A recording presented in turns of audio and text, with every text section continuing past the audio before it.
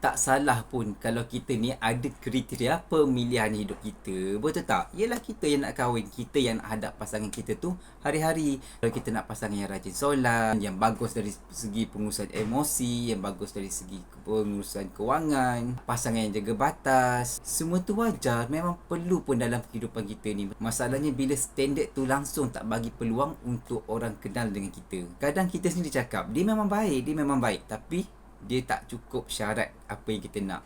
Kita fikir apa yang kita bayangkan saja, sedangkan orang yang datang tu dah cukup baik dah sebenarnya. Cuma kita je terlalu ketat sangat dengan kriteria yang kita nak, sehingga kita menutup segala peluang yang ada. So bagi saya, pendapat saya, bila ada orang nak ta'aruf, nak berkenalan dengan kita, bagi ruang, bagi peluang dahulu, dan juga kemudian nilai kan.